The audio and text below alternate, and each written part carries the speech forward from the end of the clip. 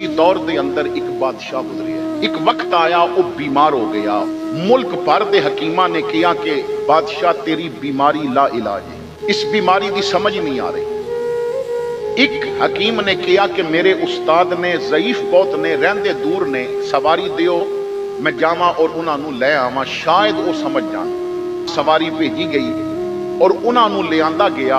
उन्होंने सर झुका के किया बादशाह तेरी बीमारी मैं समझ गया, दवाई बन सकती है मगर बढ़नी मुश्किल है। बादशाह कहता है तुसी दसो दवाई किस तरह बनेगी। उसने किया कि 8-9 साल की उम्र का एक बच्चा लिया जाए, एक बड़े बर्तन में उस बच्चे को ज़िबा किया जाए और उसके जिस्म के खून का एक एक कतरा उहदे निचोड़िया जाए और उस खून में मैं तेरी दवाई बनावांगा और तू बच जाएगा, मैं लिख के देना है। बादशाह ने देखिया कि मेरी जिंदगी का एक ही रास्ता रह गया कि मैं बच सकता। सिपाहियों को बुला के कहता है कि मुल्क में फैल जाओ, ज्यादती जुल्म किसी ते नहीं करना। कोई मां बाप 8-9 साल की उम्र का बच्चा मुंह मंगी कीमत लैके हवाले करन तो लै लो। सिपाही फिरन लग पे, तलाश करन लग पे, बच्चे तो मिलते ने मगर कौन देवे अपना पुत्र। जंगल के पार एक मियां बीवी रहंदे सन। गुरबत बला दी सी और बुढ़ापा शुरू होया तो उन्होंने एक बेटा मिलिया। वो 8-9 साल की उम्र का बच्चा सी। मां बाप बहुत बुढ़े हो चुके ने, घर गुरबत बड़ी है। सिपाहियों ने जाके जदों सब्ज बाग दिखाए कि बेटा दे दियो और मुंह मंगी कीमत, ये बच्चा कमा के तुहानू खिला नहीं सकता क्योंकि उम्र ही तुहाडी इतनी ज्यादा है, तो आखिरी उम्र जो सुकून नाल गुजारो।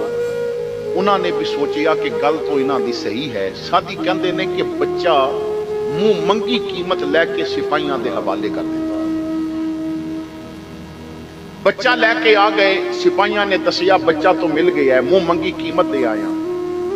बादशाह ने किया काजी साहब को जाओ और उन्होंने आखो कि मुंह मंगी कीमत लवो और फतवा लिख दियो कि बादशाह दी जिंदगी बचाने वास्ते बच्चा ज़िबा करना, उदा कत्ल करना जायज है। और तुहानू पता है जदों कीमत लगन तो काजी एतवार वाले दिन भी अदालत खोल लेंदे। काजी साहब ने मुंह मंगी कीमत लैके तो लिख दिता फैसला। हकीम ने किया कि बच्चा बादशाह की अखां के सामने ज़िबा किया जाए। बादशाह कर्रा रहा है, जिस्म में दर्द है, जोड़ जोड़ पिया दुख दे। चारपाई ते लिटाया और एक मैदान में ले आया गया। बड़ा बर्तन मंगाया गया, बच्चे नू हाथ पैर बन के बर्तन में बिठाया गया। जल्लाद आ गया, काजी आके फतवा सुना दिता है। इंतजार है कि बादशाह इजाजत देवे और बच्चे नू ज़िबा किया जाए। बादशाह ने इजाजत भी दे दी।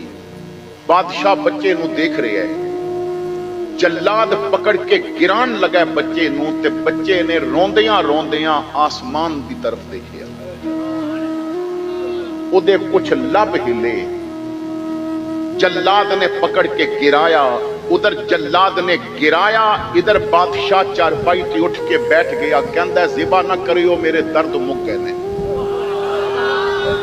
मेरा जिस्म ठीक हो गया, मैनू हुण कोई दर्द नहीं रहा, मैं बिल्कुल सुकून में आ गया। बच्चे ते छुरी न चलायो, हाथ पैर खोलो, बच्चे नू मेरे को लैके आओ। इस गिरा वालियो बच्चे दे हाथ पैर खोले गए, बच्चे नू ले आया गया।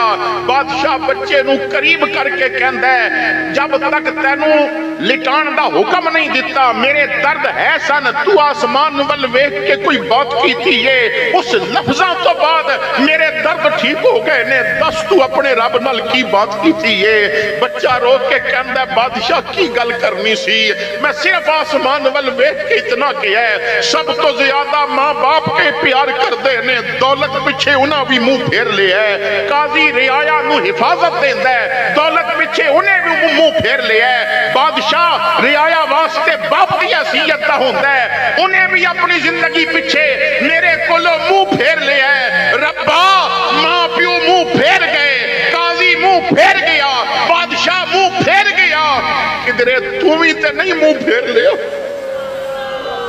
किधरे तू भी तक तवज्जो मेरे वल्लों नहीं हटा ली। बादशाह ने मत्था चुम के गया, ना बेटा ना, तेरे इना ਕਰਕੇ ਦੱਸਿਆ ਮੈਂ ਨਹੀਂ ਤੇਰੇ ਵੱਲੋਂ ਮੂੰਹ ਫੇਰਿਆ, ਮੈਂ ਸ਼ਾਰਦ ਦੇ ਕਰੀਬ ਸਾਂ। ਅੱਜ ਹੈ ਕੋਈ ਰੱਬ ਨੂੰ ਇਸ ਤਰ੍ਹਾਂ ਪੁਕਾਰਨ ਵਾਲਾ?